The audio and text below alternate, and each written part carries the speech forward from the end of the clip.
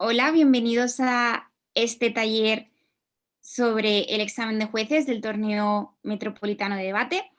Tanto José Tipismana como yo, Juncal León, vamos a ser los encargados de estar impartiendo este taller, en el cual sobre todo la idea es abordar dos cuestiones. Un poco los principios generales de adjudicación, deliberación y diferentes protocolos en términos de equidad directamente relacionados con las preguntas del examen de personas juezas y posteriormente las diferentes preguntas de casos que ha habido dentro también de este examen. De tal forma que sea un taller muy práctico y muy enfocado a aplicar las cosas generales de adjudicación al examen y así resolver las posibles dudas que ha habido en relación con el examen. Así que, sin más, empezamos ya con el primer bloque, que son pues, estos principios generales de adjudicación, deliberación y diferentes protocolos en términos de equidad. Con respecto a uno de los grandes principios que hay a la hora de juzgar, es esa idea de que los jueces son una especie de tabla rasa o tabula rasa, ¿no? Que una vez que entran en la sala dejan a un lado sus posibles consideraciones ideológicas, políticas, religiosas y se convierten en un votante informado promedio. Y siempre van a juzgar los debates desde esa perspectiva de un votante medio informado. Al final, ser un votante medio informado tiene diferentes implicaciones y esas diferentes implicaciones son las que abordábamos en una de las preguntas del examen de personas juezas y es cuáles son las características del votante medio informado. En esa pregunta únicamente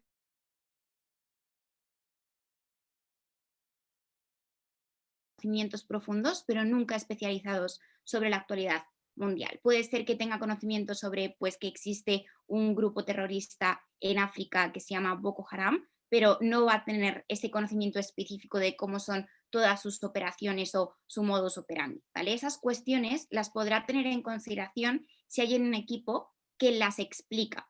En el caso del conocimiento específico, un votante medio informado sí que lo entiende y sí que lo comprende siempre que haya un equipo en la sala que lo explique y lo desarrolle, ¿vale? No puede o no tiene ese conocimiento de base, tal y como pues, una de las opciones decía que el conocimiento o el votante medio informado tiene conocimiento o, en algunas áreas especializadas o que, por ejemplo, puede ser que tenga conocimientos específicos en unas áreas concretas, ¿vale? Eso no sucede así, solamente tendrá en consideración ese conocimiento específico si es explicado dentro de la sala.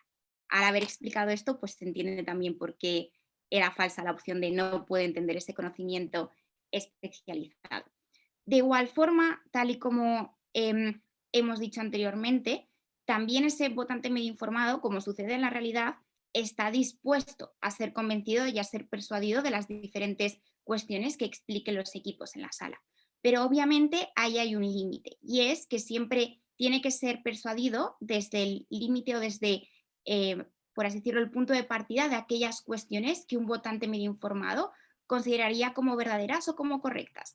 De ahí que, pues si hay un orador que explica que el cielo es verde, esa consideración, un votante medio informado diría obviamente no, esto es falso, el cielo es azul. De ahí que esas cosas que sean falsas para un votante medio informado se descarten y el juez pues pueda descartar esas cuestiones de si alguien, por ejemplo, sale y dice que España está en Latinoamérica, por ejemplo. ¿Vale? Esos son como a grandes rasgos las cuestiones esenciales de esta pregunta. En el segundo bloque que vamos a ver de principios, vamos a estar sobre todo hablando del principio de justicia, ¿no? Que al final es que el juez tiene que retribuir a los equipos o dar a los equipos siempre a aquellos lugares que le van a corresponder según lo que ha hecho en el debate. Y ahí, en ese sentido, tenemos que tener claro que en parlamentario británico no existe algo como castigar a los equipos por cosas que no hacen. Es cierto que si hay un equipo que, por ejemplo, aporta malos argumentos o no argumentos no construidos de una forma suficiente o que, por ejemplo, invierte parte de un discurso que tendría que estar más enfocado a refutar, por ejemplo, argumentar, como puede suceder en el discurso del látigo, eso le pueda perjudicar en cierta medida en última instancia en comparación con otros equipos. Pero per se hacer esas cuestiones no va a implicar que tenga un cuarto automático. ¿Vale? De ahí que la pregunta que estábamos haciendo sobre qué cuestiones o qué cosas se pueden tener en cuenta de cara a decir que alguien o que un cuarto automático sucede o se puede otorgar es que no existen esos cuartos lugares automáticos, ¿vale? Si, por ejemplo, una cámara baja presenta una extensión derivativa de su cámara alta, pues puede suceder que ese material efectivamente no acabe siendo tenido en consideración como material aportado por parte de esa cámara, pero eso puede hacer que, aunque quizás solamente una parte de la extensión sea derivativa y otra no, o solamente haya pequeñas aportaciones de material nuevo por el cual se le pueda dar crédito, aún así puede seguir ganando otros equipos, aunque quizás sea menos probable que si es una extensión como que no es derivativa. De igual forma, la del acuchillamiento entre cámaras, al final ahí ya luego Tipis va a abordar porque hay una cuestión sobre contradicciones entre las diferentes cámaras, pero sobre todo recordad que si sucede esa contradicción, se descarta la parte del material que es contradictorio. Puede ser que se descarte todo o que quede todavía una parte del material, pero no tiene automáticamente esa consecuencia de que vayas a ser cuarto automático. Y de igual forma, el contenido refutativo también se toma en consideración y también es elemento a juzgar por parte del panel de jueces y por lo tanto alguien puede aportar o pasarse los 14 minutos de discurso refutando, que puede ser suficiente para ganar otras cámaras y nunca va a tener la consecuencia de ser cuarto automático. También con respecto al principio de justicia, implica que hay que saber analizar muy bien el material argumentativo que están aportando las diferentes cámaras. Y en ese sentido, una de las cámaras que habíamos detectado por parte del equipo de adjudicación que últimamente cuesta más dar crédito son las extensiones. Y sobre todo con las extensiones hay que tener en cuenta una cosa clara y es todo aquello que sea nuevo, con independencia de la forma que adopte, sea una refutación, sean nuevos ejemplos, sean nuevas formas de aplicar argumentaciones, sean nuevas métricas, nuevas caracterizaciones y toda la lista de cosas que incluyen y que están dentro de esta pregunta son material de extensión, ¿vale? Realmente cualquier cosa nueva es ese material nuevo de extensión y el panel de jueces tiene que darle crédito y por lo tanto ya posteriormente pasar a realizar las comparaciones de ese material aportado por la cámara baja con el resto de cámaras, ¿vale? Pero siempre tenemos que estar muy atentos al material nuevo que estén aportando las cámaras bajas y no pensar que porque esto es una caracterización no cuenta como material nuevo, porque sí que cuenta, por ejemplo, como material nuevo, siempre obviamente que esa caracterización pues sea nueva y no haya salido antes en el debate y no haya sido explicada anteriormente. Por último, el principio de justicia al final implica que también tenemos siempre que analizar el debate que hemos visto. Y analizar el debate que hemos visto muchísimas veces genera problemas desde la perspectiva de la métrica y determinar qué criterio se va a usar para determinar que hay determinados argumentos que son como más relevantes o más importantes o cuál es el criterio conforme al cual tendríamos que adjudicar ese debate en concreto y en específico. Y ahí el manual de jueces y debatientes del último CEMUDE es bastante claro con respecto a cuál es el orden que hay que seguir para determinar cuál es la métrica del debate, para minimizar también el elemento subjetivo que pueden llegar a aportar las personas juezas que están dentro del panel de jueces. Y ahí hay un orden muy claro. Primero, siempre es esa métrica explícita que pueda existir por parte de todos los equipos. En segundo lugar, si no existe esa métrica explícita, hay que analizar cuál es ese criterio o principio, la métrica implícita común entre todos los equipos.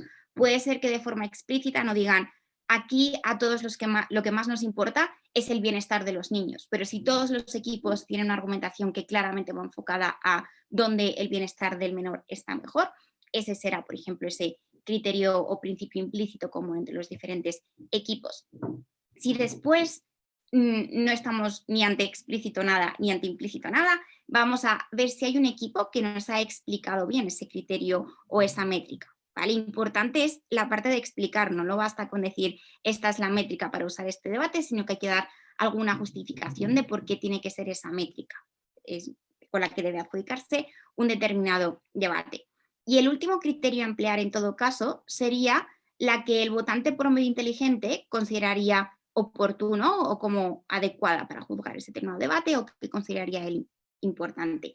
Al final, esto, como dice por ejemplo Olivia Sander, muchísimas veces se acaba derivando a métricas muy generales para evitar perjudicar a nadie desde la perspectiva del votante medio informado. Pero sobre todo pensad que eso, tienen que ser como muy generales que acaban yendo a cosas como beneficios, perjuicios, cosas positivas versus negativas, muy generales, suelen ser en muchas ocasiones. Lo último que pone ahí, lo que el panel de personas juezas considera oportuno, no es un criterio a emplear en ningún caso y totalmente siempre hay que descartarlo. También hay que tener en cuenta que juzgar es una tarea bilateral en la cual continuamente estamos comparando a los equipos. Al final tenemos 4 equipos y como tenemos que estar comparando todos los equipos con todos los equipos, acabamos teniendo 6 comparativas entre los diferentes equipos. Y a la hora de evaluar esas comparativas entre los diferentes equipos, una de las cosas que se toma muy en consideración y que tenemos que analizar, sobre todo en casos en los que haya situaciones muy cercanas donde los equipos hayan estado casi en una especie de empate o de relación muy cercana y no sabemos muy bien con qué criterio poder decidir qué equipo gana esa comparativa, ahí entra el engagement en gran parte, ¿no? Y ver cómo los equipos han involucrado unos con otros y han querido contribuir a hacer ese debate como más positivo o mejor. Y ahí hay diferentes formas que denotan ese engagement. De las que había en la pregunta del examen de personas juezas, prácticamente todas, salvo que se mencione explícitamente la cámara con la que se está comparando, son una demostración de ese engagement. Hay que recordar que como personas juezas no tenemos que confiar en que los equipos van a estar continuamente indicando o diciendo a qué equipo están refutando o a qué equipo están en cierta medida puntualizando las cosas que nos han dicho, sino que tenemos que estar abiertos a analizar cómo interactúan los diferentes argumentos de los diferentes equipos y ver cuándo hay cosas que aunque los equipos no digan de forma explícita que están chocando o que están refutando, sí que lo hacen en la realidad y ahí es donde las personas juezas tenemos que estar muy atentas a hacer esos análisis. Ahí hay diferentes formas donde puede producirse ese engagement. Puede hacerse mediante refutaciones directas de el otro equipo está diciendo A y el otro equipo está respondiendo no A o cualquier otra forma de refutación que se puedan hacer. También hacer comparaciones directas en términos de qué argumento ha aportado por cada una de las cámaras es más probable que el otro. También, por ejemplo, los puntos de información son muy importantes en este sentido y sobre todo, como pone ahí en el caso de las comparativas cerradas. En el caso de comparativas muy ajustadas, uno de los criterios que se puede emplear para deshacer esa comparativa tan ajustada o esa especie de empate entre comillas es ver qué cámara ha estado concediendo puntos de información o ha estado más dispuesta a querer participar de esas concesiones de puntos de información. De igual forma, la ponderación de impactos, las comparativas vaya entre los diferentes impactos y explicar por uno es como más importante que el otro y en último sentido explicar también por qué un caso es más relevante y más probable del debate de forma explícita, que al final va a implicar en muchísimas ocasiones unas mini comparativas con el resto de casos de los equipos. También relacionado con esta cuestión de ver cómo se involucran los diferentes equipos, está directamente relacionado el hecho de poder responder a lo que los equipos están aportando. Y ahí, sobre todo, durante el último año, está habiendo un poco más problemas con el material del vicelíder de oposición. ¿Y qué sucede cuando ese vicelíder de oposición aporta material argumentativo totalmente nuevo en el discurso del vicelíder de oposición? Vaya, que son cuestiones que ni siquiera habían sido mínimamente como intuidas o que podían salir en el turno de líder de la oposición.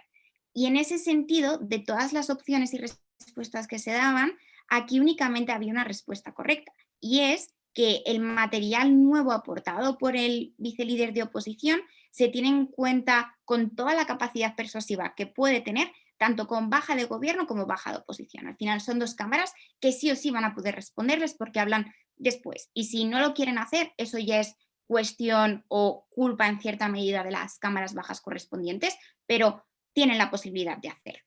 Con la Cámara Alta de Gobierno es con quien hay un poco más de problemas o con quien se genera más conflicto, porque al final, después del vicelíder de oposición, ya no va a haber una intervención de la Cámara Alta de Gobierno. Y en ese sentido, al final lo que se nos viene a decir es que el material que aporta el vicelíder de la oposición entra en la comparativa con alta de gobierno con un menor nivel persuasivo, salvo que después de haber explicado esa argumentación nueva, se conceda un punto de información a la alta de gobierno. Si se concede un punto de información a la Cámara Alta de Gobierno, ya se considera que tiene un mayor nivel persuasivo, como si en cierta medida hubiera podido responder la Cámara Alta de Gobierno y si no lo ha hecho en ese punto de información, pues de nuevo volvemos un poco a la idea de antes, es porque alta de gobierno no ha querido, pero sí que ha tenido al menos la posibilidad de hacerlo. Y sobre todo ahí como personas juezas lo que tenemos que analizar es esa posibilidad de conceder, de conceder respuestas o de dar respuestas a ese punto para determinar si de verdad va a tener como un nivel persuasivo muy inferior al que tendría, como si hubiera sido explicado de una forma muy poquito convincente, muy pobre, o si puede estar con un nivel convincente mejor, de más o menos sí que resulta creíble o persuasivo y ha podido ser respondido. ¿Vale? Eso es sobre todo la clave de lo que tenemos que estar analizando en esas circunstancias. Pasando ya a otra de las grandes partes que tienen que afrontar cualquier persona jueza, que es la deliberación, ahí hay una cosa muy importante a abordar y es poner los puntos de oradore. Los puntos de oradore, como puede ser que ya sepan, se ponen mediante la escala de Varsovia o la escala de puntos de oradore. Y al final lo que tenemos que ir analizando son cada una de las franjas y ver que los discursos encajan en determinada franja o encajan en otra determinada franja. Y para encajar un discurso en una determinada franja, tenemos que analizar que las características o que a grandes rasgos ese discurso encaje con puntos que dan en esa determinada franja. ¿Vale? Cada franja, por ejemplo, 73-75, 79-82, aportan 3 puntos o 3 características esenciales, pero los discursos no tienen que coincidir con absolutamente todas las cosas que se describen en cada franja para encuadrarlos en esa determinada franja. Sencillamente se hace viendo las características generales o a grandes rasgos mayoritarias de ese discurso. Y tal y como estaba formulada la pregunta, que en este caso describíamos que estábamos ante un discurso fácil de seguir y creíble, que presenta argumentos casi siempre relevantes, lógicos pero vulnerable a buenas respuestas. Había dos características que son más propias de un discurso de 73-75, como que estemos ante un discurso fácil de seguir y creíble, que sean argumentos casi siempre relevantes, y había otra característica que es más propia de la franja, por ejemplo, el 79-82, que es que sea vulnerable a buenas respuestas. En este caso, dado que la mayoría del discurso se encaja más bien o son características propias de la franja de 73-75, la respuesta correcta en este caso era 73-75, ¿vale? Porque la gran mayoría del discurso tiene esas características, aunque hay algún rasgo pequeño, minoritario, que encaja con otra franja. De ahí que como personas juezas tengamos que hacer un análisis muy global y amplio, es decir, cuáles son las grandes características que tiene este discurso, aunque pueda tener pequeños detalles de otras franjas, porque al final hay que premiar como la globalidad o la generalidad del discurso y no tanto elementos o pequeños detalles marginales que puedan estar dentro de esos discursos, aunque puedan ser de un mejor nivel o de una mejor calidad. Por último, en este bloque, aunque no queremos hacer un especial énfasis, porque al final esto son cuestiones de equidad y que equidad tiene su propio briefing en este torneo al cual todos tendremos que asistir, sí que veíamos importante o pertinente incluir dentro del examen de personas juezas un par de preguntas de problemáticas que muchas veces se generan a raíz de problemas de equidad dentro de las salas y también el tratamiento de los pronombres. Cuando las personas juezas entran a la sala y también están ya los oradores en la sala, el juez principal o la jueza principal, el juez principal, lo que hará será, en primer lugar, comprobar, por ejemplo, que están todas las personas del panel de jueces, invitará también a que esas personas se presenten, indiquen tanto cuál es su rol, como también sus pronombres de preferencia. Y de igual forma comprobará que todos los equipos están en la sala. Y una vez que va haciendo el llamado de los diferentes equipos, comprueba los pronombres de preferencia de cada uno de los oradores de esos equipos. De tal forma que al final la respuesta correcta en este caso es pues la que está indicada, ¿no? Que durante el llamado a lista de las cámaras, pedirle a los oradores y los jueces, que además del rol que van a desempeñar en el debate, indiquen su pronombre de género. Esto se hace con un motivo y no es sencillamente para que nos olvidemos de ello y luego hagamos lo que nos da la gana durante el debate, sino que sencillamente cada vez que vamos a invitar a cada uno de los diferentes oradores a que pasen a dar su discurso, obviamente tendremos que presentarles tomando en consideración sus preferencias de pronombres. Si nos han indicado que tienen preferencia de pronombres femeninos, pues diremos primera ministra. Si, por ejemplo, nos han dicho que prefieren sencillamente que sean neutros, tendremos que decir primer ministre. Si nos han dicho masculinos, primer ministro. ¿Vale? Tenemos que ser ahí siempre respetar las preferencias de cada uno y ser conscientes de que debates para que todos estemos conformes y a gusto y podamos generar esta actividad en un espacio seguro.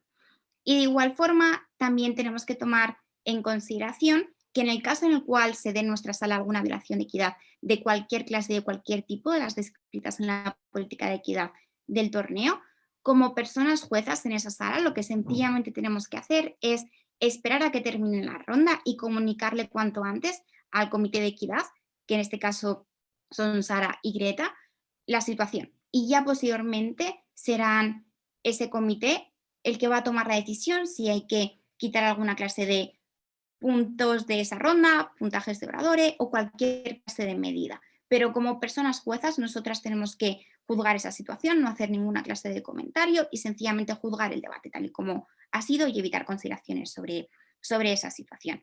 Estas son las grandes cuestiones o los grandes rasgos más enfocados a, pues eso, protocolos de equidad, deliberación y principios generales de adjudicación que estaban dentro del examen. Y ya cedo la palabra para que continúe con el resto. Hola, ¿qué tal? Bueno, ahora vamos a ver las preguntas de caso y comenzamos con nociones básicas y luego vamos a analizar las preguntas que tenían casos dentro de su estructura y explicar por qué las respuestas correctas son unas y no otras. Siguiente, por favor.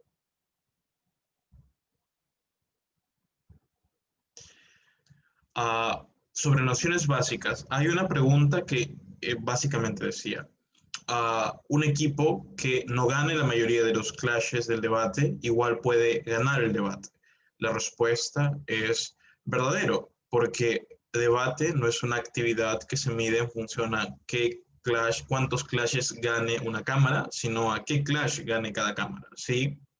Aquí es importante ver que no importa tanto cuántos argumentos se presenten o cuántos clashes se ganen, sino cuál es la importancia del clash en particular que se está ganando. Entonces, aunque una cámara gane solamente un clash, pero es el clash más importante del debate, pues eso le bastaría para ganar, incluso perdiendo una cantidad de 2 o 3 clashes distintos. La siguiente pregunta es sobre qué criterios deberían tenerse en cuenta para evaluar la probabilidad de un argumento o la plausibilidad de un argumento, que vendría a ser lo mismo en este caso. Uno, que esté mecanizado, es decir, que provea explicaciones causales para entender por qué el argumento es cierto o que dé razones para demostrar la plausibilidad, eso es mecanizar. Dos, que sea lógico, es decir, que no caiga o incurra en falacias o contradicciones. Tres, que se presenten evidencias como por ejemplo datos, casos, etcétera, que hagan creíble el argumento. ¿Por qué no son ciertas las dos siguientes? La primera apuntaba más hacia aquellos discursos que tratan de sustentar la plausibilidad de un argumento al decir que una persona importante lo dijo. No es suficiente decir que alguien lo dijo, sino hay que explicar las razones de por qué eso que se dice es cierto. Eso es básicamente la primera opción, ¿verdad?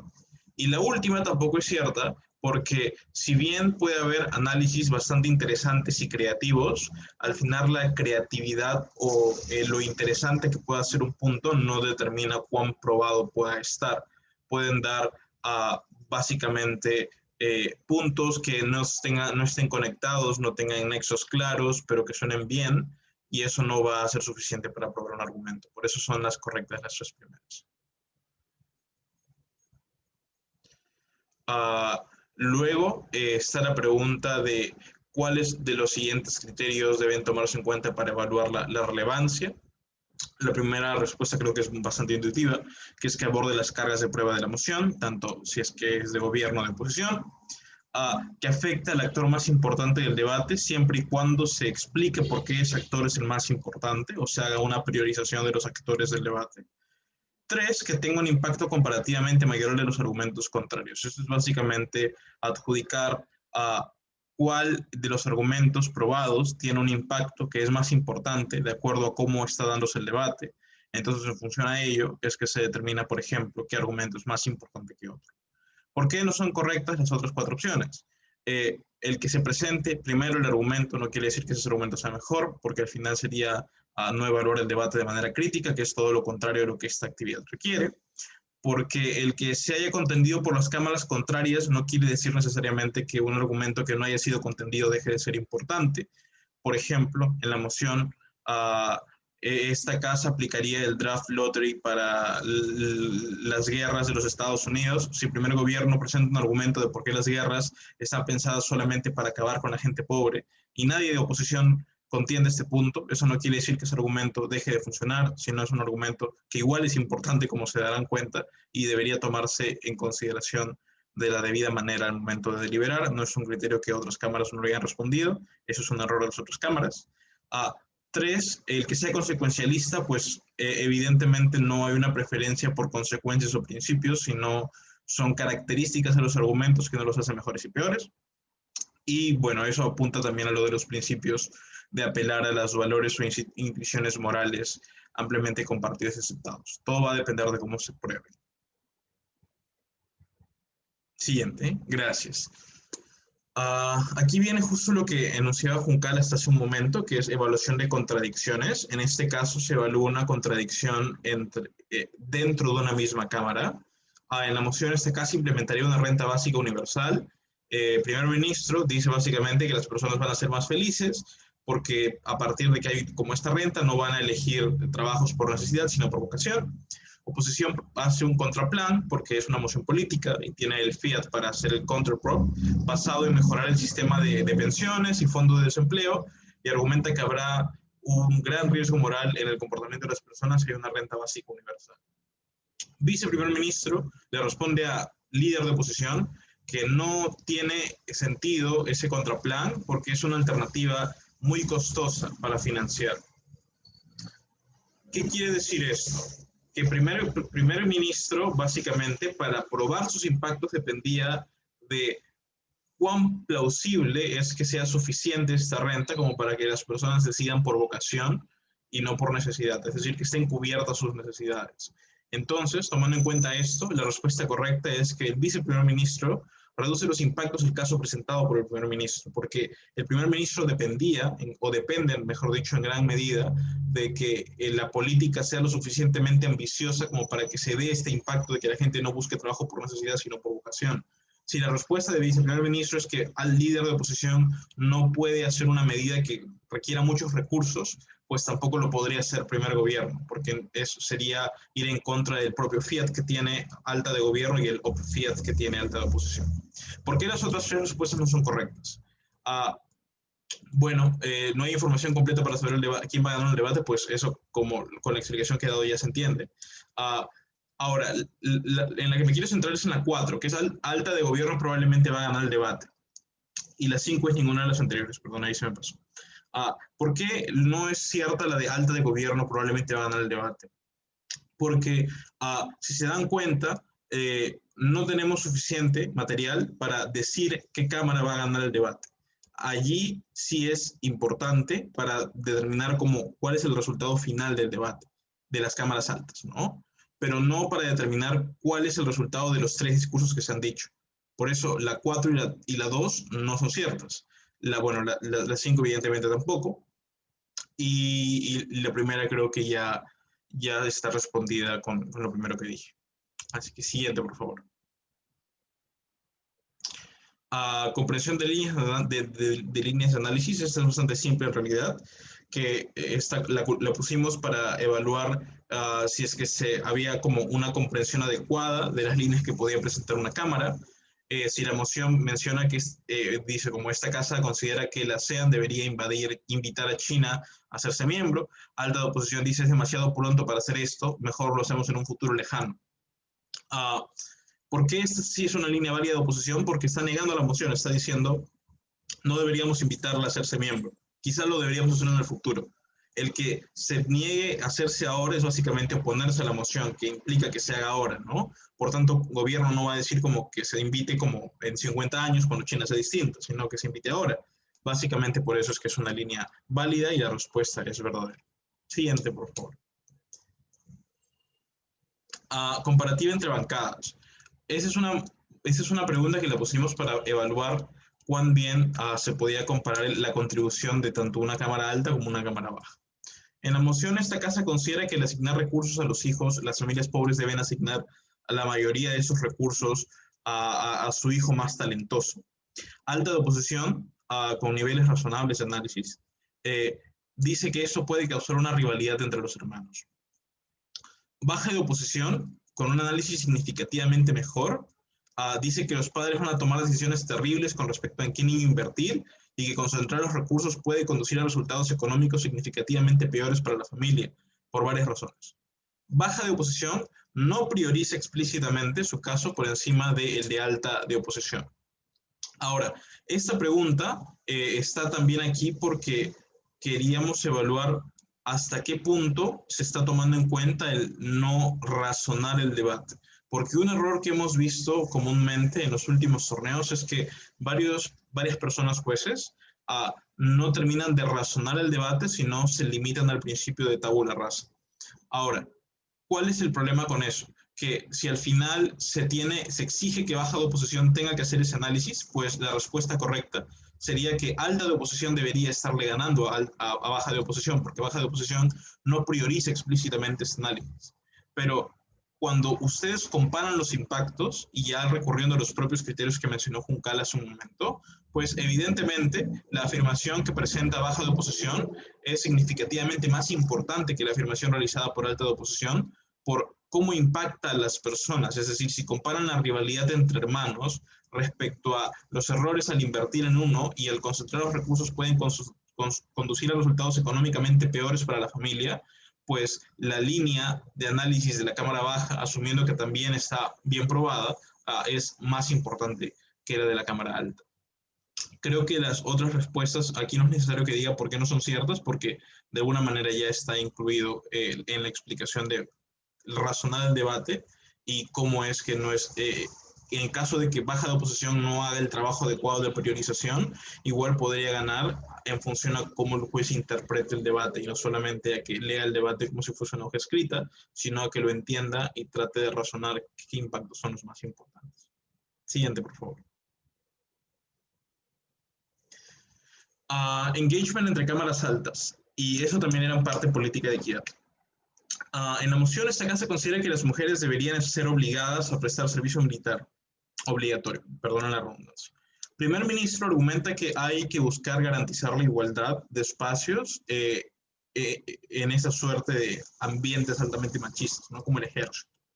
Y que a partir de esa medida esto va a ser logrado, ¿no? El líder de oposición demuestra que es altamente probable que una gran cantidad de mujeres ha sido educada bajo una cultura heteropatriarcal, lo que lleva a reproducir estereotipos que apuntan a que las mujeres son débiles y dedicadas, es decir, hay una suerte de aceptación de las mujeres de esta suerte de cultura heteropatriarcal impuesta por la sociedad, por su familia, etc., ¿no? Y esto va a generar un sesgo confirmatorio para los hombres machistas dentro del ejército. Viceprimer ministro dice que el argumento del líder de oposición es extremadamente misógino y irrespetuoso y que está basado en perjuicios y no buenos razonamientos. Vice-líder de oposición profundiza el caso del líder de oposición y afirma que pueden estar de acuerdo con que las mujeres participen en el ejército siempre y cuando no nos obliguen a todas a participar en él. ¿Por qué la respuesta correcta es la 3? Primero, si bien es cierto que la línea de alta de oposición es una línea que quizá no suene retóricamente tan persuasiva como la línea de esto es machista o misógino, igual es una explicación que está presentada por parte de la alta de oposición, es decir, hay una explicación de por qué hay una cultura impuesta que al final termina por ser aceptada por las mujeres y esto evitaría que los impactos del primer gobierno se den. Si alta de gobierno se limita a decir que eso es ofensivo y es absurdo, probablemente no vaya a ganar el debate, porque igual hay un análisis detrás de lo que acaba de decir alta de oposición, que no es necesariamente misógino, absurdo y ofensivo, sino que tiene una explicación detrás respecto a esta lógica de cultura heteropatriarcal. Ahora, alta de gobierno no responde bien al caso de alta de oposición. Ahora, ¿por qué no es que vice líder de oposición acuchilla al líder de oposición? Porque líder de oposición no limita su argumento, o porque vicelíder de oposición cuando explica que están de acuerdo con que participen en el ejército siempre y cuando no se les obligue a participar, no es directamente contradictorio con que el que haya mujeres en el ejército termine por ser termine por generar el sesgo confirmatorio para los hombres. Porque el líder de oposición decía básicamente que el obligar a las mujeres a ir haría que una gran cantidad de mujeres formadas bajo la cultura heteropatriarcal terminen reproduciendo estos estereotipos. Eso no quiere decir que, por ejemplo, si hay alguna mujer que quiere ir, lo pueda hacer, solamente que no sea obligatorio, que es una manera de oponerse a la moción, no es contradictoria ni es excluyente con lo que decía el líder de oposición y por eso no es un acuchillamiento. Siguiente, por favor.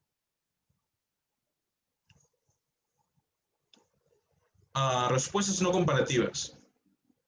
Esa es una pregunta bastante tradicional en realidad, que ya hemos visto que ha salido en algunos exámenes, pero igual la quisimos colocar porque creemos que es importante siempre evaluar cuánto se puede comparar o cuánto no se puede comparar una respuesta no comparativa. En la moción, esta casa daría el control sobre la aplicación de la ley en temas de migración y vivienda de los grandes municipios. El primer gobierno afirma que es probable que los municipios sean más liberales y tolerantes que otras partes del país debido a factores económicos y culturales y por lo tanto es probable que promuevan reformas y valores más liberales.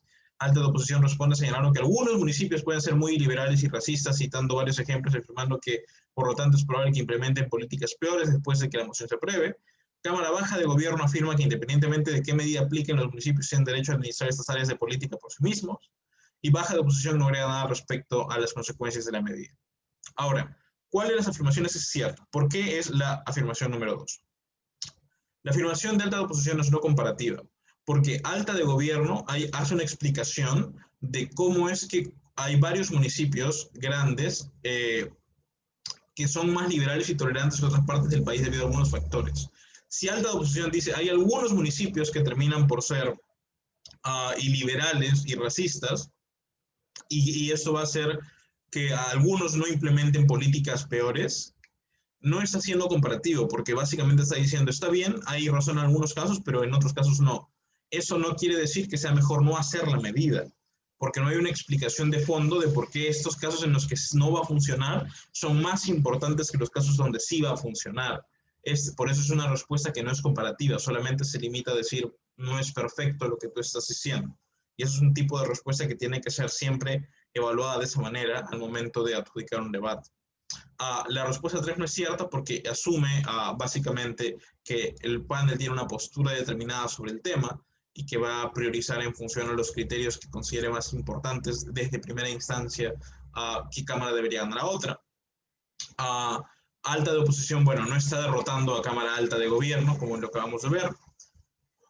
Cámara Baja de Gobierno no ha acuchillado a Alta de Oposición, Alta de Gobierno, porque está diciendo que básicamente hay otro punto de análisis que es más importante. El decir que hay un punto de análisis que es más importante que el de la alta no es igual a decir que la alta o acuchillar a la alta, solamente tratar de priorizar el material propio.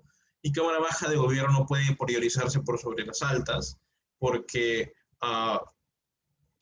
básicamente su extensión no termina por ser engage con la de las cámaras altas, ¿no? Es decir, no hay una explicación más profunda, además de independientemente de las medidas que apliquen, por qué debería priorizarse el derecho de administrar esas áreas, ¿no? O sea, por qué el derecho de los municipios debería ser más importante que que las personas puedan estar mejor a través de reformas y valores más tolerantes. Siguiente. Y esta creo que es la última. La moción es, esta casa, como la Unión Europea, le ofrecería a Serbia la membresía a la misma Unión Europea, ¿no? A ver, Cámara Alta de Gobierno argumenta que la propuesta es excelente, ya que elimina las barreras para los turistas serbios que viajan a la Unión Europea y según sus cálculos el turismo va a crecer en 0.01%. En segundo lugar, tan pronto como se ofrezca la membresía a Serbia, la confianza en la Unión Europea va a aumentar en un 0.01% porque los ciudadanos de la Unión Europea verán que esta está tratando de ser inclusiva. Alta de oposición argumenta que dado un fuerte sesgo anti-Unión Europea en Serbia, Serbia rechazaría la oferta de unirse a la Unión Europea. Cámara Baja de Gobierno lee nuevamente la moción y dice que nadie la ha debatido adecuadamente. Cámara Baja de Oposición argumenta que Croacia vetará dicha propuesta por lo tanto la oferta no es factible, por ende, lógicamente, todos los beneficios del gobierno de esta ronda no son válidos, suponiendo que los equipos limitan sus contribuciones a lo anteriormente recopilado, ¿cuáles serían las respuestas correctas? Vayamos con baja de oposición primero. Baja de oposición está yendo contra la moción en sí misma, porque la moción asume que la Unión Europea podría ofrecerle a Serbia esa membresía, ¿sí? Entonces, Cámara Alta de Oposición no puede ganarle a... Perdón, Cámara Baja de Oposición no puede ganarle a Cámara Alta de Oposición si es que su línea implica negar la moción. Cámara Alta de Gobierno evidentemente también le gana a Cámara Baja de Oposición, que es la otra respuesta correcta, porque básicamente el negar que la moción pueda darse y decir que a partir de eso los impactos de gobierno no tienen sentido, eso no hacer engage con lo que básicamente el gobierno puede asumir, que es que la Unión Europea sí puede darle, ofrecer la membresía, ¿no? Ahora, ¿por qué Cámara Alta de Gobierno derrota a Cámara Alta de Oposición? El análisis es básicamente la respuesta. Si Alta de Oposición argumenta que dado un fuerte sesgo anti-Unión Europea en Serbia, Serbia rechazaría la oferta de unirse a la Unión Europea, pues si se dan cuenta, y aquí la redacción es un poco más larga en la pregunta, que mientras que Alta de Gobierno sí tiene un análisis respecto a la probabilidad de este punto, Alta de Oposición tiene un análisis, un impacto muy fuerte, pero un análisis de probabilidad muy bajo. Es decir, Alta de Gobierno, a pesar de que sus impactos son muy reducidos, tiene un análisis sustancialmente mejor que el de Alta de Oposición, que tiene un impacto muy fuerte, que es decir, Serbia no va a unirse, pero el análisis que tiene, al menos por cómo está presentada la pregunta, no es suficiente para preferirlo. Entonces, la lección de ese punto es que al final, entre una cámara con un buen análisis y un impacto muy reducido contra una cámara con un mal análisis y un impacto muy fuerte, debería priorizarse la cámara del análisis. Creo que ya no hay más preguntas. Sí, listo. Entonces, creo que eso sería todo por las preguntas de caso. Vamos a subir el video en la plataforma que el torneo considere conveniente. No sé si Juncal quieras añadir algo. Por mi parte, todo correcto. Perfecto. Entonces, nos vemos durante el torneo. Esperemos que el taller les haya sido útil. Y si tienen preguntas, pues nos las pueden hacer llegar. Gracias.